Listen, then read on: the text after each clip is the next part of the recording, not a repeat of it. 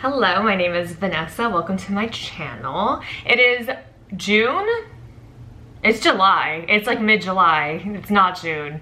Regardless, I really wanted to go through each of the books that I've read and then rank them from worst to best, since I have talked a lot of these books on this channel, and I did mention a lot in my reading wrap-up video that I recently did, but I didn't get to talk about all of them. So I wanted to go through and rank them just to give people a gist of the books that I have been reading, especially since my channel is so new, because I haven't been able to talk about a couple of them. I want to give a preface by saying, actually, I've had a very good reading year so far. I think that my taste and my judgment has been generally correct. Like, I'm able to identify now more than ever books that would be 4 or 5 stars for me. So I do want to say there are not many like bad books, and even if a book is like number 5 on this list, I'm not saying that it's a bad book. It just ranked amongst like books that are perfectly my style and I thought were really good and really stuck with me. I had to rank it that low. So there's only like 3 on the bottom of this list where I'm like, actually these might be genuinely bad books. So I just want to put that disclaimer out there in case you see a book on this list and you're like, whoa, I love that one, why is it so low? I actually probably really liked it too. I just had like a really good reading year so far, so just letting you know about that. So far in the year of 2024, I have read 26 books, which for me is really good. I know that like I started this booktube channel, you would expect that I read more. Some people have already read like 80 books. Now that's just not me, that'll never be me. I think I'm good sticking to like 3.5 books per month sort of timeline for me, but this is actually good. This is a good number for me. So I'm gonna briefly go through them. We're gonna do 26 as the worst, and then we'll slowly count up to my best book of the year. My number 26, my worst book of the year, my most disappointing book of the year, arguably the worst book I've ever read. I should have DNF'd, but I always just kept feeling like it was about to get really interesting, is The Last One by Will Dean. Okay, so I'll give you like a brief overview of the premise, because this is why I read it, because I thought it sounded so sick. Basically, this woman goes on a cruise ship, and overnight after the first day, everyone is gone and most of the food is gone, and she ends up finding a couple other stragglers who are left on the ship, and no one knows why, and they're trying to piece together this mystery of where did everyone go, how did everyone go, why are they the only ones left, and then it becomes like sort of a survivalist thriller about how they're gonna survive. And so like, this is an awesome premise. So much stuff ends up happening that is so improbable and so annoying that I was like, this is not an alien book, this should have been an alien book. Like, if this was an alien invasion story, this would be a better book. Like, we could have gone that route, and we just didn't. And it has the most infuriating final page I have ever read in a book after all that I suffered reading in this book. I could probably spend an hour video talking about this book in particular. I don't want to go too hard on Will Dean. I feel like there's other books he's read that people really like. This book in particular is a miss. It's a flop. I did not like it. I don't know many people who did like it. On Goodreads, some people were really eating it up though and thought it was like super groundbreaking, so you know, do with that what you will. Okay, my number 25, this one is highly controversial because every time I ask for thriller recs, this is the first thing that anyone mentions to me, and it was really big last year, but The Silent Patient by Alex Michaelides. Okay, I personally was on board with it for the first little bit. Then we start going into a particular woman's head. I just think if male authors are going to attempt to get inside a woman's head and tell the audience what they think a woman is thinking about on a day-to-day basis, they better come correct and make sure that they're well versed in what misogyny actually is and their perception of the role of a woman in society. Because I'm sorry, even women I know who genuinely want to be homemakers and they love their husband and they love their children, did not spend their lives thinking about every second how they wanted to have sex with their husband and sobbing over the fact that they were barren. That is not the extent of what women think about. And also, by the way, equating ugliness and fatness to being evil and always connecting those two things was not okay with me. I was so mad by the end of this book because of those portrayals, and pretty much none of the reviews mentioned it. I think a few people here on BookTube have talked about that. Did not like that book.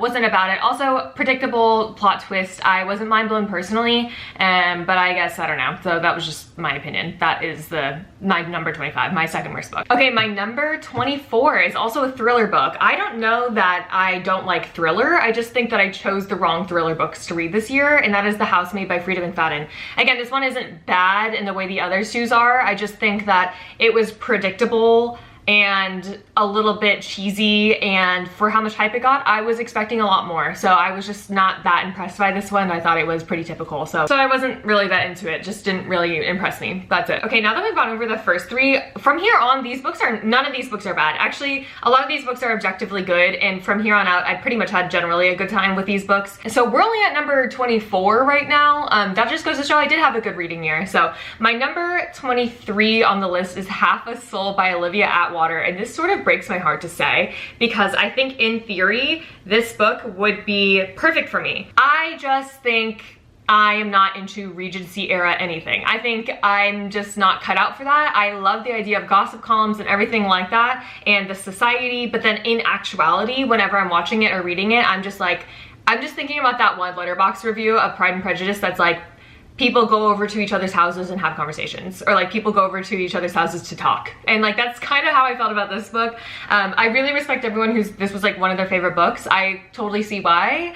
It just was so boring to me personally, and I greatly apologize for that, but I want to be that girl so bad.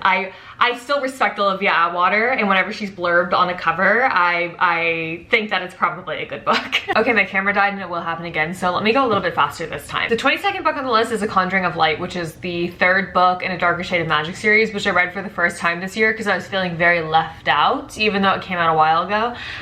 There's nothing particularly wrong with this book. I think if there was, I'd say there's a lack of character development that we do get in the first two books in this last book, and it does feel like since the second book a little bit took a detour, I feel like, from the final plot, we had to quickly wrap things up for this third book here. It wasn't like a bad book by any means, and I still enjoyed the characters and everything like that, but I just was like, felt whatever about it. I liked the series overall. I didn't particularly love this one, that's all. Number 21 is Ninth House by Leigh Bardugo. Again, this was a book that I actually thought was really fun, to the point where I like automatically picked up the second book after it, and I did like it. I just think something about some of the themes made it a little bit hard for me to stomach. There's some on paper scenes that happen in this one, that put a bad taste in my mouth, not because it's objectively bad that it was written in, but just because I personally, I think, was a bit triggered by it. So it a little bit tainted my experience as I was reading it. But I think that the concept is really fun. And yeah, I love like a ghost paranormal kind of story. Like, it's very paranormal, which I appreciate. I love that Leigh Bardugo's going that direction. I did like it. Don't know how much I love Alex Stern as a character. I think that I just don't relate to her that much, but I think that she's well written enough. I don't know. It was sort of just like one of those ones where it's like, personally, there's things that I couldn't stomach, so I put it lower on the list. That's about it.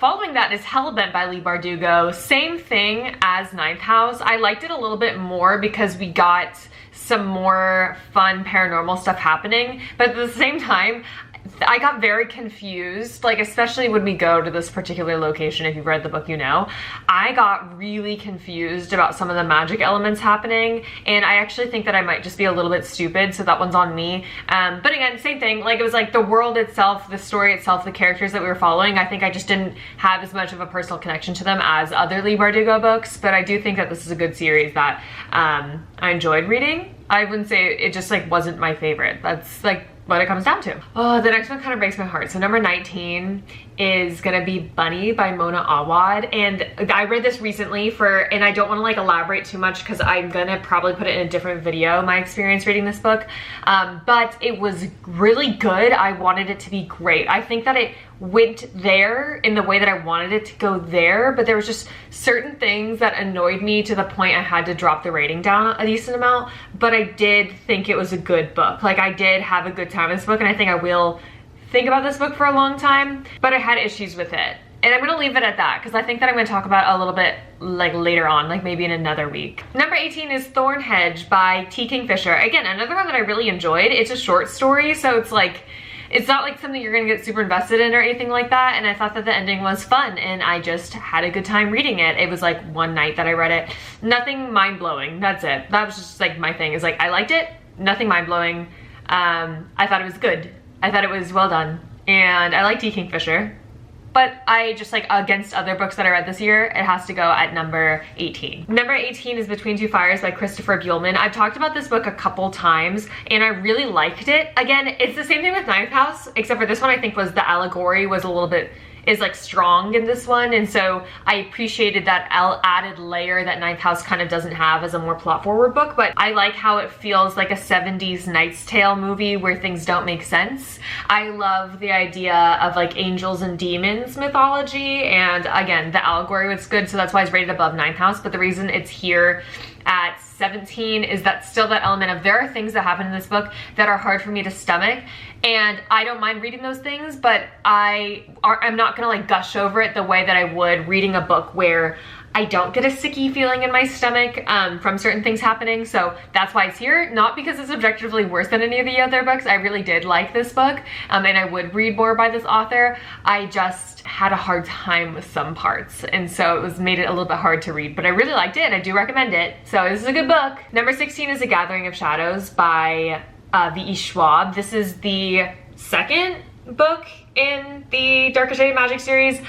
This is a book that I think that I put it on like my best sequels of 2024 so far, because I had so much fun reading it, and that's why it kind of kills me to put it down here. But I have to objectively, this is one of those ones where objectively I have to put it down here, but per my enjoyment I'd like to put it higher, whereas Between Two Fires was like objectively it has to be higher, but per my enjoyment and how I felt reading it, it's a little bit lower. So this one is like so silly Billy silly goose because we take such a detour from the main plot in my opinion, but we add in these characters that I really like. We have a couple new favorite characters for me, like Alucard I loved, and I love like a good magical tournament, and with like characters who are like faking their identities and they can't recognize each other, but they've been looking for each other for a long time. Anyway, good tension, everything like that. So I was like giggling and having fun the whole time, but it's not like the best book I've read. I think that some things I was like laugh out loud, kind of like, oh, where did that come from? Like, what was the thought process there? Like, that motivation doesn't really make sense for that character, but we're just gonna go for it because this is like, I'm just having like a cute girly fun time. So that's why that's like in the middle there. Number 15 is The Thorns Remain. This is another one where I actually think that this is a really good book. I love the portrayals of fairies of this book. I also love the idea of this sort of being very metaphorical for grief and loss. So I did really enjoy this book. The reason it's this low is I read the first like 3/4 of this in like one day, and then I spent like 2 weeks avoiding the last fourth for some reason, and I don't know why.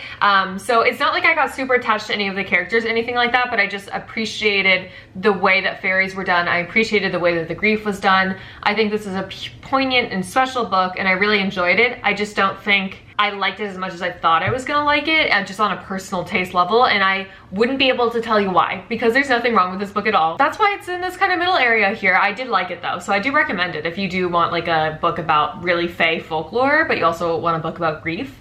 The Thorns Remain would be a good one. Number 14 is Tress in the Emerald Sea by Brandon Sanderson. So now you're seeing what I'm saying by there are really good books in here that are ranked like in this mediocre realm because I read a lot of good books this year. I think Tress in the Emerald Sea is such a fun book. I think that Tress is a really fun character. I love like a spontaneous, goofy, silly, like randomly really lucky kind of girl character who's in really dangerous situations but kind of doesn't recognize it for what it is because she's kind of having a blast. I also love pirates. I loved the dynamic of everyone on the ship. It's just like a fun time. For me, it didn't like touch my heart in like a super deep way, just because I don't think that the book is like trying to do that. It's just sort of trying to have you in this fun pirate story, and that's exactly what it delivered on. So that's why it's like in this mid-range here. It's just like, it was really fun. It did everything I wanted it to do, and I really like Tress as a character. But it's like, I don't know, it just didn't, there was no extra element that it hit me in my gut or anything like that, which is totally fine.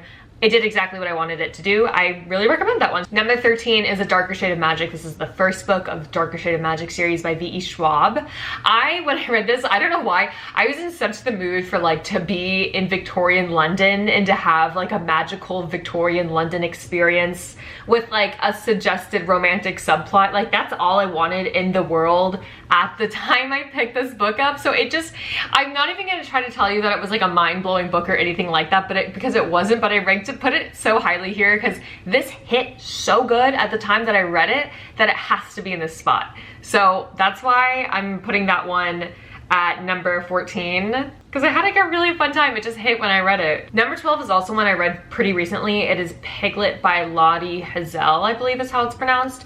I think that this is one of those ones that like some people really didn't like it because they thought it was boring and nothing happened, or they didn't like the sort of eating disorder stuff that goes on in this book. And then other people really love it. So for me, I really love a book where I'm dropped into someone's just life situation, and they're going through a couple different things, and it's not really like explained to you explicitly how they feel about what people are saying to them, but you're able to just sort of use your emotional intelligence yourself to pick apart certain things that the narrator is noticing about the situation they're in, the little ways they compare themselves to other people. It's just sort of one of those ones that it's very well done in how it describes an environment and how that description influences who the character actually is. So you're reading it, and as you're reading it, you're like, not much is really happening, but then you look back and you realize you've picked up all these little pieces of information that are so fun to sort of puzzle piece back together to make a picture of who our main character is, because this is basically like a character study sort of book. So I just had a lot of fun reading it for that reason. Also, it made me starving. The descriptions of food in this book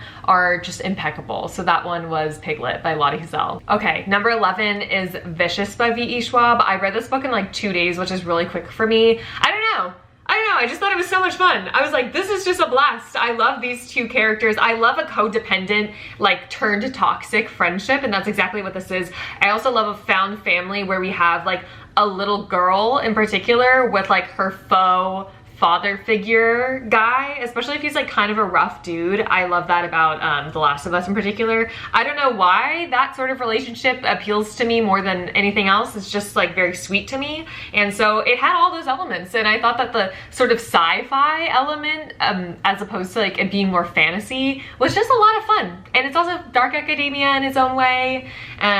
I don't know, I feel like I just had a lot of elements of tropes of things that I really enjoy. So that's Vicious by V.E. Schwab. That's why it's ranked pretty high. I just remember thinking like, dang, this is just really fun. And number 10, we're in their top 10. So my number 10 is The Last Tale of the Flower Bride. This one is one where when I finished it, I didn't think, I was like, oh, I had some issues with this book. I probably will like not care about it as much as time goes on. No, the more time went on, the more I always think about this book. The way it portrays like female codependent, toxic, kind of manipulative relationships is so good and reflects so much of a couple experiences that I had personally growing up, especially as someone who was a weird little fairy girl who would try to summon fairies and find like fairy circles and stuff like that with my friends growing up. It's sort of like, what if that best friend that you did that with when you guys were teenagers, you continued that behavior and then just sort of tried fusing into the same person and things go terribly, terribly awry. I also like that the supernatural element of this is like, it's put into the space where you're kind of questioning whether it really is magic for like half the book, just because of the way that the descriptions are put out in here. Like, it's a very flowery book, which is actually one of the main criticisms I hear about it, but me personally, it enhanced the reading experience for me because these girls were alternative and in this very like opulent and eccentric but beautiful and kind of like ethereal way. It makes sense for the characters that we're working with that things would be described in that way. So I think it just enhanced the overall atmosphere of the story. This book has a very good atmosphere, but again, that portrayal of a codependent friendship, I eat it up. So I always find myself thinking about this book. But if you find Tumblr-esque flowery writing to be annoying or pretentious to you, definitely don't pick this one up. For me personally, I didn't mind it. I thought it was great. So that's Last Tale of the Flower Bride by Roshni Chachki. Number 9, I read at the very beginning of the year, and that is The Night Circus by Erin Morgenstern. I can't believe I just read this year also. I think that I picked up a lot of books that have been popular for years this year, just to get on board with everyone. But yeah, I had a great, again, another atmospheric book, and it hit all the marks I wanted from like implied magic and real magic happening, but again, that element of like, we're not quite behind the curtain on everything, and it drops you into different scenarios and lets you sort of parse what the story is and who these characters are, as opposed to explaining outright what's going on in someone's head. And you also get to see a big cast of characters in this and just sort of like feel like a fly in the wall of this circus, this magical circus environment that takes place in like the 1900s, which is also another added aesthetic element that I really appreciated. So yeah, it was just like a comforting, warm sort of book, but also like had a bit of mystery to it. I just liked the way that it made me feel. And I feel like Erin Morgenstern as an author seems to be someone who's good at making you feel a certain way, and that's the most that you're gonna get out of her books, because a lot of stuff is left pretty ambiguous for a reason. So I liked it. I really did. I love a circus book, but I feel like a lot are corny these days. This is not one of those corny ones. This is a good one. Okay, number 8 is All Systems Red. This is the first book in the Murderbot Diaries. I love the Murderbot Diaries. I love Murderbot as a character. I liked the next one I read more than this first one here, but I was just super pleasantly surprised by this. I had such a fun time the whole way through. Again, I like the next one more. That's why I ranked it lower.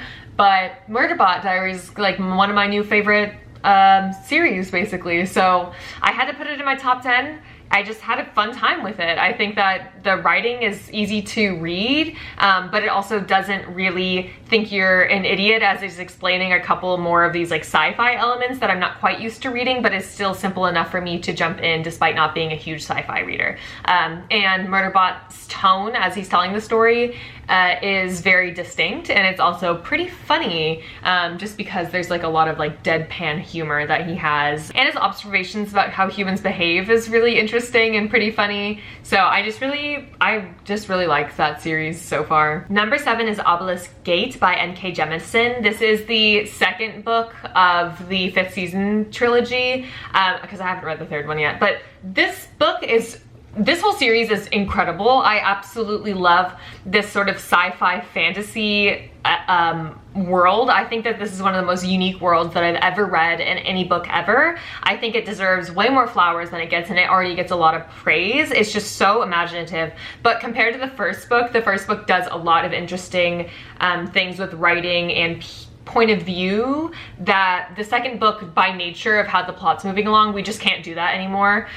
So it's kind of lacking that more mysterious element, and there is a lot more kind of exposition dumpy second book stuff that goes on here that you can tell we're setting up for a big finale. But because this setting is so fascinating, and because N.K. Jemisin is such a good writer, it's still a blast all the way through, and it's still pretty plot forward, and there's still a lot happening. So that's why it's still a top 10 book for me, but it's just not ranked as highly as the 5th season, the first book. Number 6 is Artificial Condition. This is the second book in Murderbot Diaries. Like I said, there's just a couple things that happen in this one that are a bit more interesting to me, especially with Murderbot's relationship with humans. I find it gets tapped into a little bit more here, and we get a little bit more exposition, but it kind of still doesn't give us everything in this one, so the mystery is still there. I just found this one to be a little bit more engaging for me personally. I'm not quite sure why, because usually I like the first book of a series a lot more than any of the other ones, but yeah, Artificial Condition was really good. I really enjoyed that one. So now we're in my top 5, and number 5 is Emily Wilde's Map of the Otherlands. This is the second book in the Emily Wilde series. I don't know if it's gonna be a trilogy. I think it might be.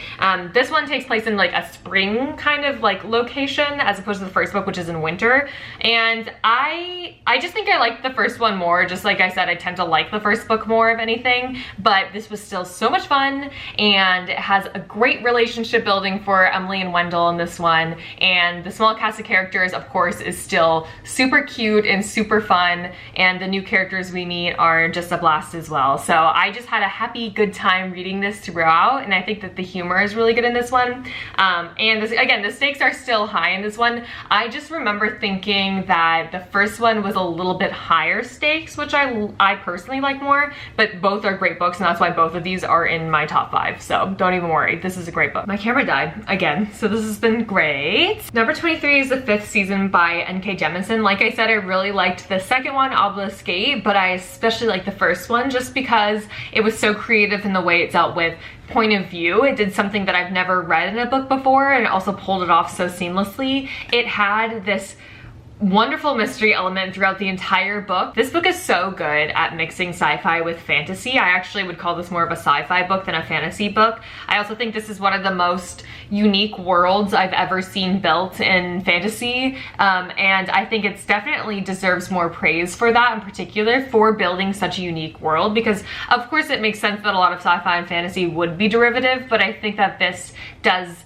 an amazing job at going the extra mile of actually being a unique landscape with a unique societal structure and unique powers and sci-fi magic and everything like that, that just I've never really quite seen it in that way before. I also love our main character. I love to see older woman as the main character, with older woman with children as the main character in a piece of media, so this sort of just ticks all the boxes for me, and I always will go up for this book. I think that it's amazing. I can't wait to read more of N.K. Jemisin's book, and I definitely need to finish this series this year. I don't know why I put it off for so long. Number 24 is Emily Wilde's Encyclopedia of Fairies. This is the first book of the Emily Wilde series. I did just like it a smidgen better than that second book. This takes place in like a cold, wintry, I believe it's Nordic landscape, and I read this in wintertime, so it was kind of perfect.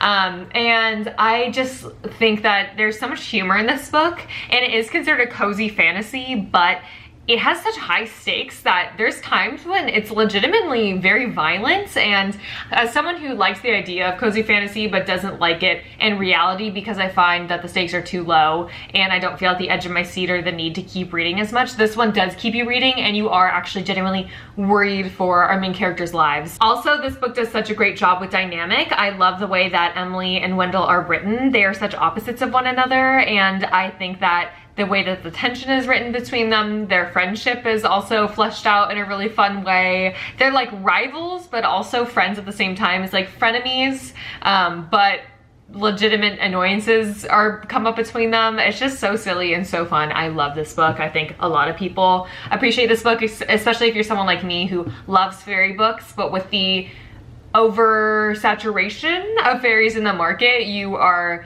craving books that really take fairy folklore seriously. This one also does take fairy folklore very seriously, so it's also kind of fun because it feels like reading Wikipedia pages about fairies at the same time as you get this really fun plot. So that's Emily Wilde's Encyclopedia of Fairies by Heather Fawcett. Okay, number 25, this is my second best book. Wait, I just realized that I've been like reversing from counting down and counting up. Anyways, this is number 2, as in this is my second ranked book for best book that I've read this year, and I did read it recently, and it is another book that I'm going to talk about in another video, so I don't want to go into it too deeply because I do have a lot to say about it. I read Severance by Ling Ma for the first time this year. Loved it. I loved it. I thought it was so good. I thought it touched on a lot of different topics and it did all of them well. I think it's very poignant. I think it's scary accurate considering that it was written before the pandemic, and I just have been recommending it to everyone that I come across. I thought it was so good. I will save my thoughts past that, but that's Severance by Ling Ma. I highly recommend it. It's one of the best fiction books I've read in a really long time. And my number 1 that I did mention in my reading wrap up is Spitting Silver by Naomi Novik.